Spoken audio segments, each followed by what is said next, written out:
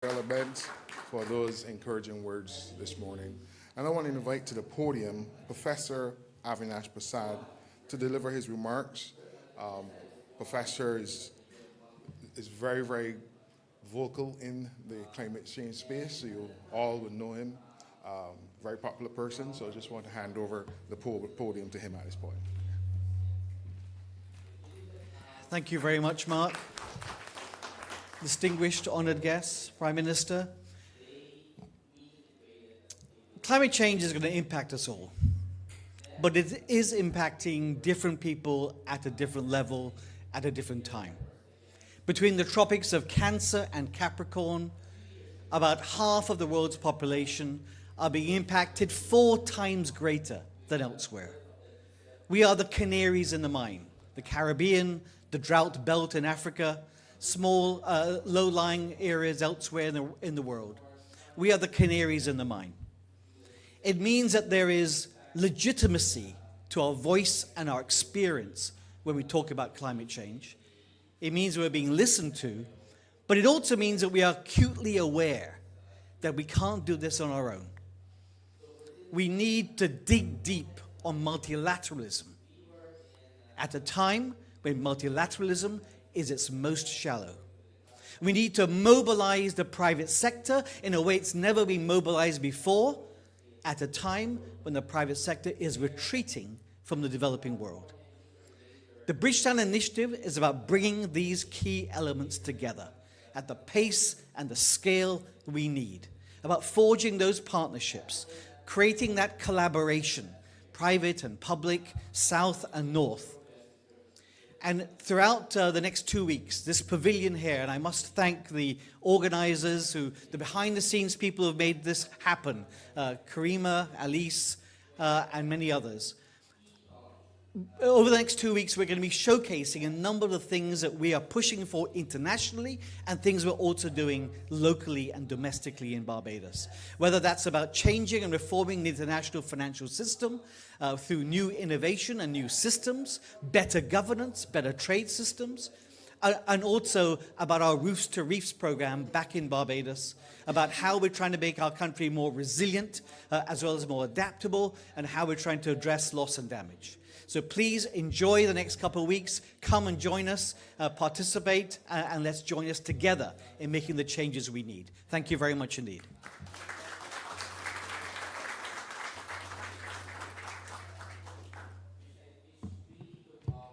Thank you very much, Professor. Now I'd like to invite Dr. Gamiret to share his thoughts with us this morning. Dr. Gamiret is one of our climate advisors, and we really thank you for your contribution.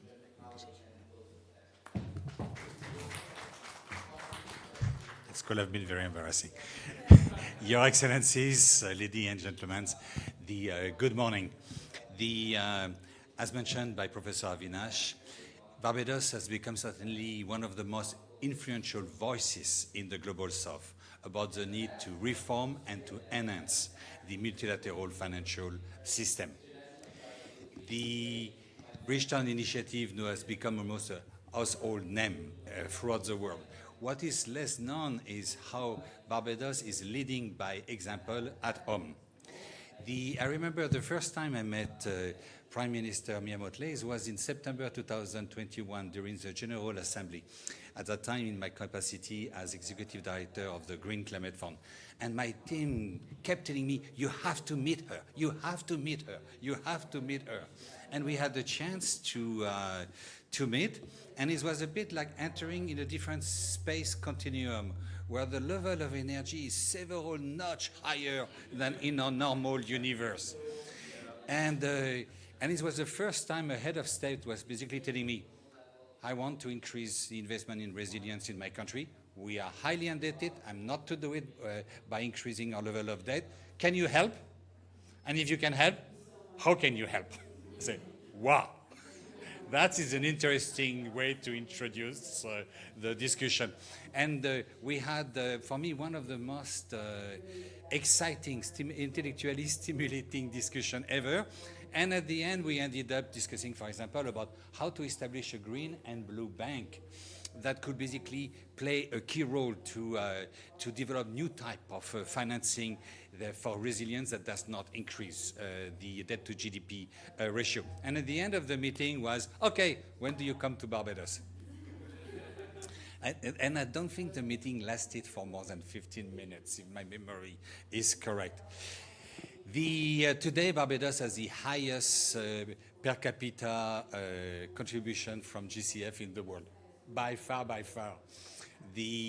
Because the Barbados, on plenty of front, decided to try something new, and the GCF was looking for innovative actions.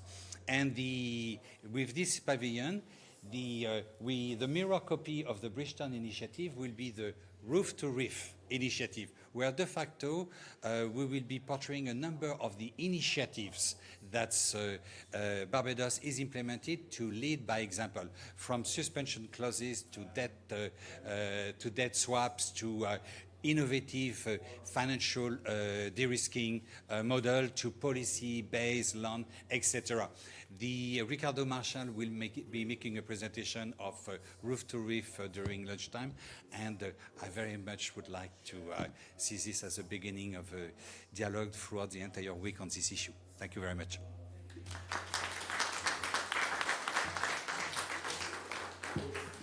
Thank you very much, Dr. Damarat, for that stirring word that you just shared with us, an inspirational word. I want to introduce to you our keynote speaker for today, the Honorable Kerry Simmons, MP, Minister of Foreign Affairs and Foreign Trade, and Senior Minister coordinating the productive sector. Thank you. Thank you. Thank you, Mr. Master of Ceremonies. Good morning, ladies and gentlemen. We take this business that we're doing very seriously, and so please permit me to begin by valuing you and your time and offering you an apology for the late start.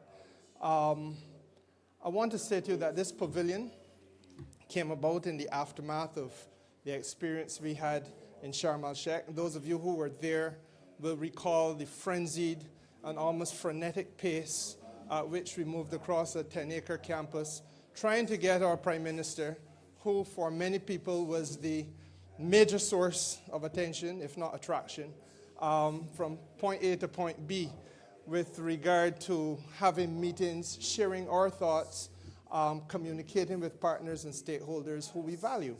And we felt that this would make life a lot easier just to have a place, a central point, where meetings could take place, alliances could be built, partnerships could be forged, and quite frankly, the prescience and the wisdom of that decision has already been reflected, because as soon as we got off of the plane 2 days ago, we came to this point and had the beginning of that type of interface, meeting with Sir Keir Starmer and the leadership of the British Labour Party, and some financial entities with whom Barbados is seeking to partner in our own journey.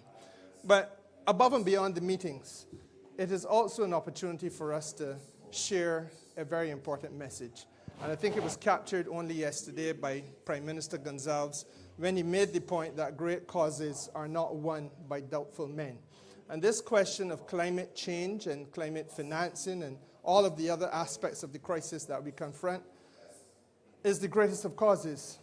It touches and concerns an existential threat.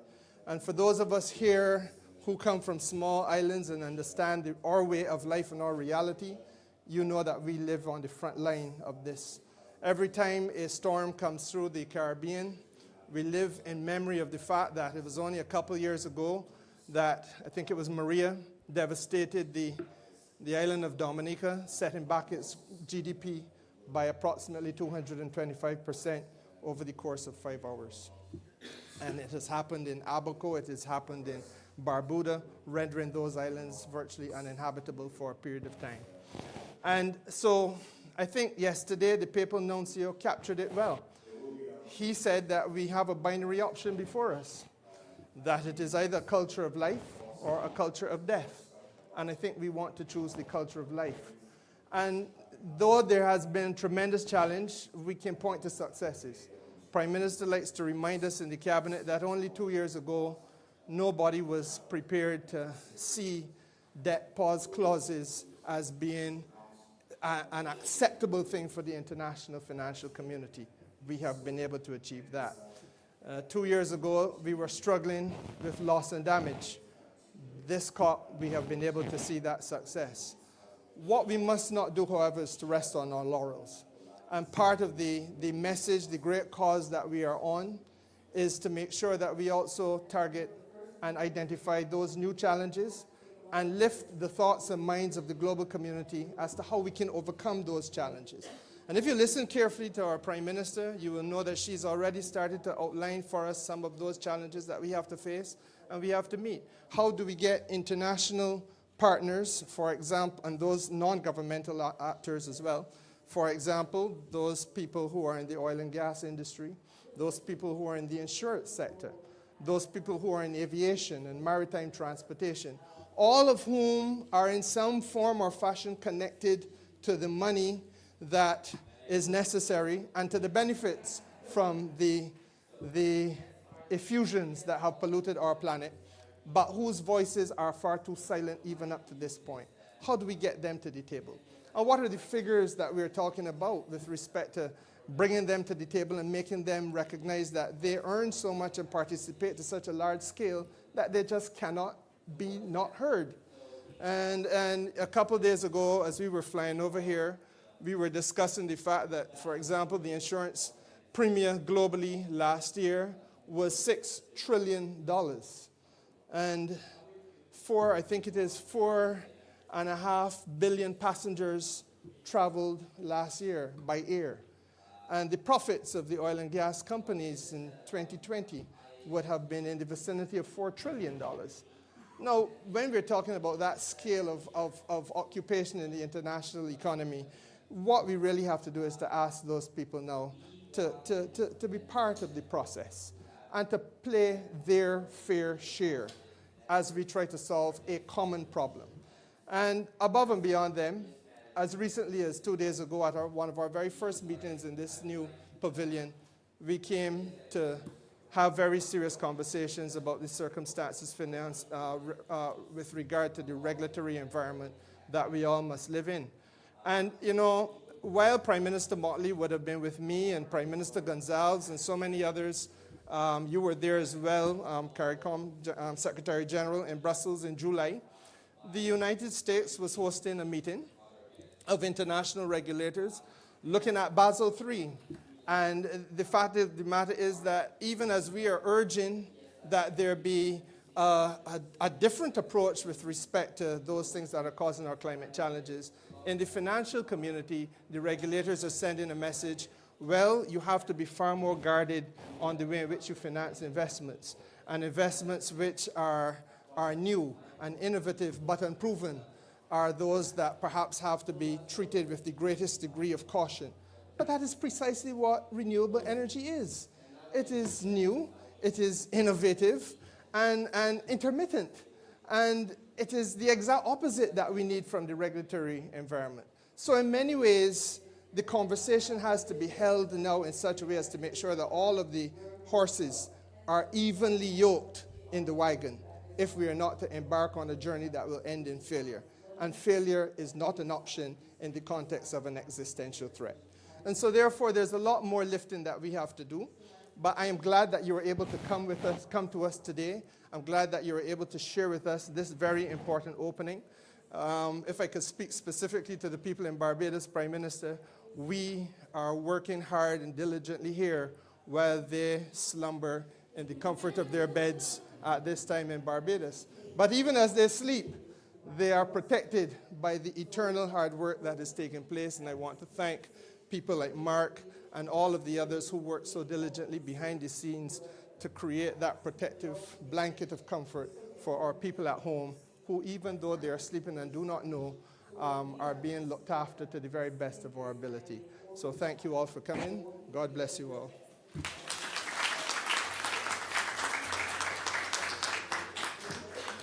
Thank you very much, Senior Minister.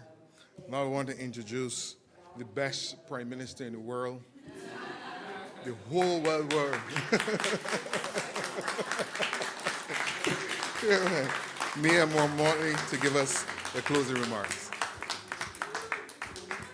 Thank you very much, Mark. As a lawyer, I would have to advise you that whenever you are an advocate in your own cause, you should declare an interest. And I clearly believe that you are this morning. Distinguished guests all, and in particular CARICOM Secretary General, I just saw my good friend Penny Beckles, Minister from Trinidad and Tobago, walk in. Premier Wheatley, who is here from the BVI. Minister Samuda was here with us just now, and obviously the President of the Caribbean Development Bank, distinguished guests, and our very dear colleague and friend Phil Jennings, who is our Director at the IMF and has very often to represent our interests in these and other matters. Let me say how good it is to be with you this morning. If you think you're in Barbados yet, feel it, but know that you haven't experienced it truly, and that this is just a taste of what you can have. The photographs here tell a story and are intended to, along with the videos, because we learned very early that a brand is only as real as it is credible. And we come to COP and we speak about big concepts. Highly good to see you as well. We speak about big concepts, and we speak about pushing people to new frontiers. But when all is said and done, those big ideas and big concepts only have real resonance and relevance. Prime Minister Gonzalez, my elder and dear brother. Those big ideas and big concepts only have resonance if you can apply them locally to the smallest family, to the smallest community, because that is why we come to work every day, to make the difference in the lives of the people whom we choose to represent. And in this particular case, we talk across the world about the importance of debt pause clauses, which have been renamed by the international community. We know them as natural disaster clauses. But Ralph will tell you that our experience as a colonized entity has been that those who want to claim things that are not their own rename it and rebrand it. But that's okay. The important thing is this, that in a region that is seeing more and more uninsurance and underinsurance because of high premium, because of escalating incidents over the last few decades, it stands to the government to stand in the breach and to take care of those people who cannot take care of themselves.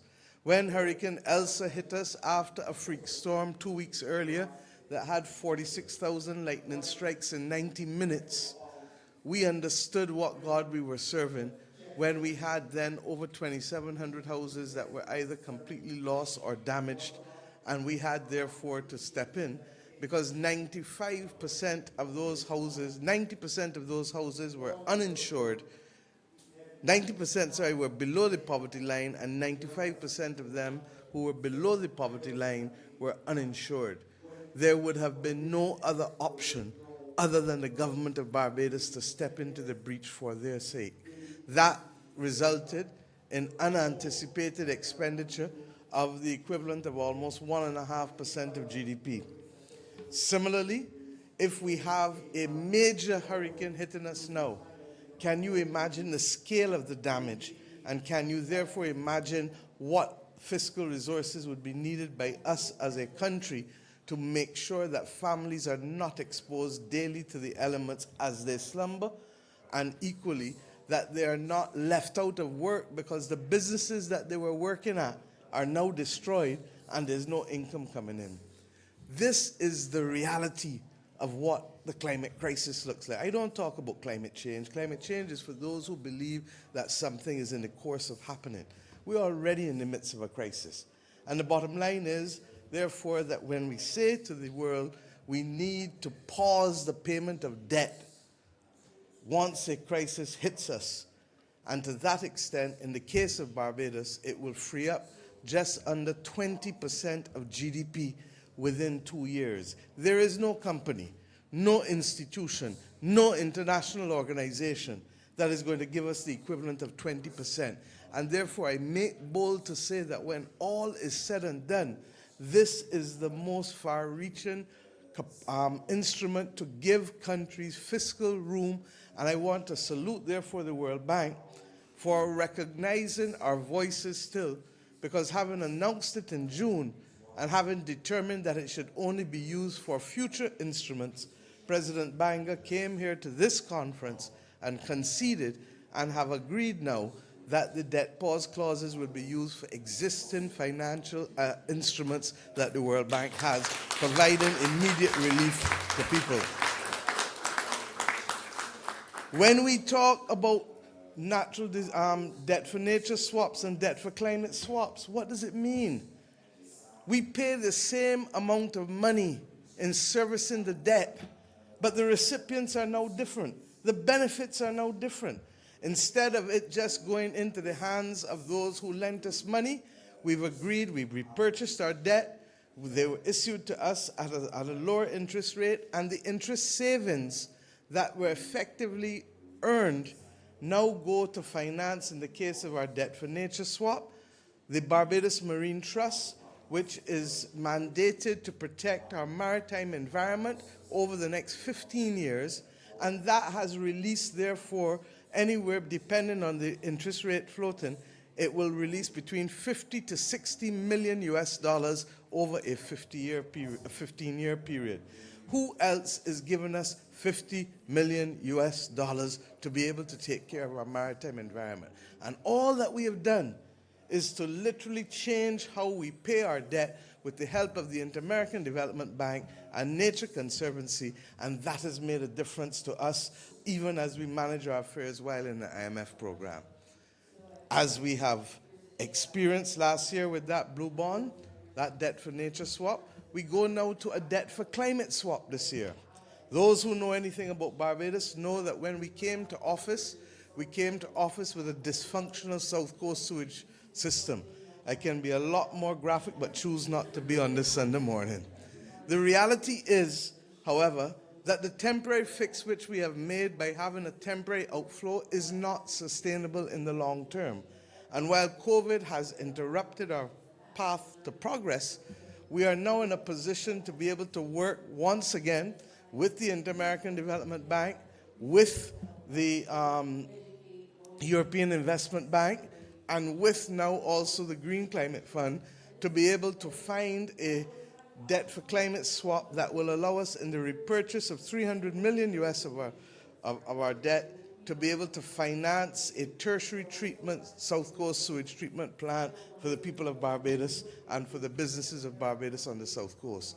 This allows us to protect our nearshore environment, but it equally allows us to administer our affairs in a way that does not cause the kind of undue dislocation, because the other benefit of what we're doing when we get the treated water is to be able to replenish our aquifers and to be able to use it for agriculture in areas where water scarcity is a problem. For many who are worried, the truth is that it will be cleaner water going into the aquifers than is currently what is the situation, and similarly cleaner water going to water our vegetables and our root crops than is currently the situation. I make these points because at the end of the day, when we make the big ideas and propel them here, what is often missing because of lack of time is how it impacts the individual household and the individual community. And I've tried to show you in those two instances. But let's go to roofs to reefs. We recognize that our challenge with the climate crisis is going to take us from the quality of roofs that our houses have, particularly our low-income housing stock, where there was, after the 1955 hurricane of Janet, there was a practice of building houses with flat roofs because there were not enough carpenters left who understood the physics of the truss and how to build the gable roofs. And everyone who could hold a hammer all of a sudden became a carpenter just because shelter was urgently needed. What they discovered in Dominica is telling, that those properties that were built according to higher standards actually withstood the impact of Maria and Irma. And it is therefore important that we recognize that boosting our housing stock, not only with building new houses according to proper standards, but also strapping our existing houses and reducing the overhang on the roofs will make a meaningful difference to whether a family can have a roof over their head after a hurricane or whether they will be looking for shelter in a communal area and all that goes with that. So this is not esoteric. Secondly, we accept that in order to go to net zero, we need to be able to change how we generate energy. We've said consistently that the sun, the sea, the wind does not belong to us. It is a patrimony of the people of the country. And that while we accept that we need to have blended investment and foreign direct investment and coming to the point of being able to build capacity from different points, that we must never forget that if we don't enfranchise our own people, they will become tenants in their own land.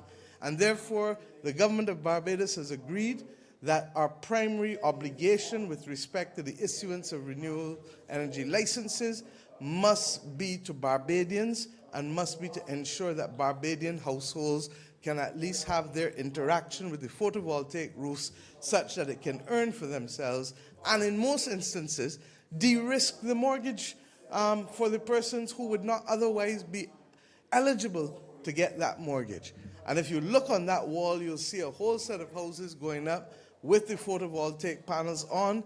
Those houses are actually lower middle income houses. They have a cap of persons earning below $2,750 US per month.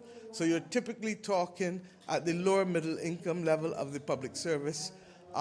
People starting as nurses, starting as police, starting as teachers, admin officers, clerical officers, people working in the private sector in similar levels. And even below that at the low income level, in our HOPE program, Home Ownership Providing Energy, we're also ensuring that people have access to the photovoltaic systems to reduce, therefore, their burden with respect to becoming owners in their own land. Similarly, as I said yesterday with Rockefeller, unless we get the battery storage, we cannot reach there. And this is why we keep saying that at COP, if capacity does not meet commitment, we're wasting time. And there has to be greater granularity, greater effort to ensure that countries, as they make these commitments, not only have access to affordable capital, affordable loans, affordable money to be able to do what has to be done, but they must also have access to the actual plant and equipment. You try to go and order batteries today and see how expensive or how inaccessible they are because you have a lead period of 12 months, 18 months in many instances. Then you have the problem that your amortization is much shorter on the battery than it is on the panels itself, which then creates another problem with respect to how you're going to be able to have a viable investment framework for those who are invested and those who are paying without making our population the victims of all of this. So these are where the weeds are. And that is why this pavilion for us is important, because it allows us not only to speak now to the big concepts, but to begin to talk with others, to see, Colin, whether we can do what we're doing better, to see if we can make SG a better approach with respect to how we treat to framing out access for the public and participation in all that we are doing to add value in this green transition. We recognize that there must also be a vehicle that allows Barbadians to get a good return on investment with respect to the companies on battery storage. Yes, there will be some private sector companies, but there must be a public company as well that creates a space through unit trust or other participatory forms of investment that will allow our people not only to rely on interest rates from commercial banks at 0.001%, but to begin to get a rate of interest that makes sense to allow them to save and to be able to move to the next level in terms of their enfranchisement. So my friends, we are here therefore to share with you what these things mean. The Bridgetown Initiative is self-explanatory because once again, as I've explained to you the benefit of the debt pause clauses, I need to now talk to you about why debt sustainability is so critical for so many of us in the region. We can lose weight at £10 a month or £4 a month. The important thing is that we're losing weight.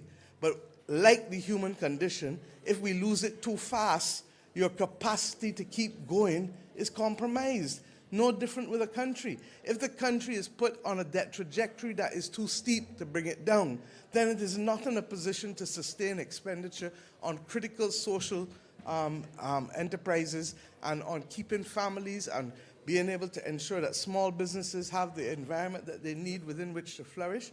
And therefore, what happens is that if you make debt that only God that you are serving, then you lose the social fabric of the society. We can bring down debt overnight, as we have shown, regrettably, when we had to restructure our debt when we came into office, within a week of coming into office. But we cannot bring back people who are lost at the hands of social implosion in under a generation. And that is the discussion that needs to permeate these corridors in here, because if we're not seeing people, then we're prepared to put people at the front line and to suffer at the hands of our failure to be creative, our failure to be empathetic, our failure to recognize, as Kerry pointed out, that there is a culture of life and a culture of death. And if we see people and hear people and feel them, then we are prepared to go the extra step to be creative and innovative to ensure that they benefit from all that is being done, even as we ask them to make the adjustments in the growing pains to this new green environment. It will hurt. It will dislocate. It will cause difficulties in our concept as to what is acceptable and what is not.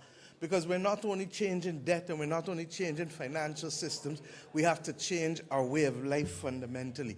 And that takes time, because human beings, once they get accustomed to something, are the most resistant to change.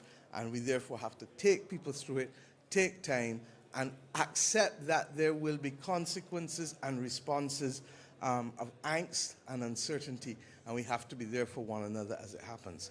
So my friends, I hope that in your coming here and in your engaging with us, you recognize that truly a brand is only as credible as it is real. And in Barbados, we are trying to walk the walk and not just talk the talk. And it will take time to be perfected, but we are satisfied that what we are doing is paying the benefits not just for the country as a country, but is going down to the people who will benefit from, one, a cleaner marine environment, and one that allows us to rebuild coral reefs as part of our pay forward commitment. A cleaner environment with respect to how we can replenish our aquifers and how we can make sure that we have access to water so we can boost our capacity to be able to feed ourselves. A better environment in which people can see themselves legitimately becoming homeowners and becoming a part of a democracy, not just as spectators, but as enfranchised persons, not as tenants in their own land. These are the things that matter to us.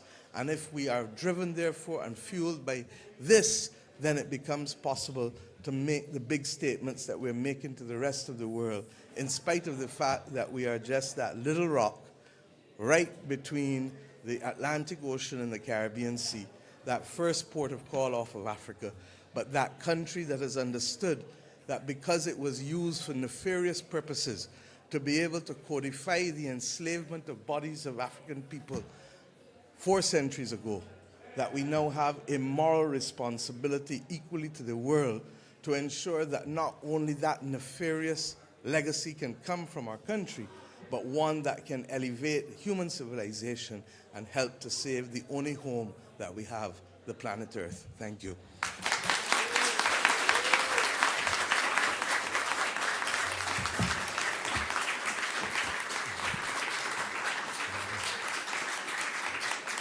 Thank you very, very much, Prime Minister, for those stirring words that really inspire us. You know, this Prime Minister is such an inspiration. PM, just indulge me a bit, but there was a song that you shared with me by an artist named Ernie Smith. And it says, as we fight one another for the power and the glory, the kingdom goes to waste. We, the people, want to know just where we are going, but right now our hands are tied behind our backs while certain people are ifing and butting. Where do we stand? We have too far to go not to really know just how we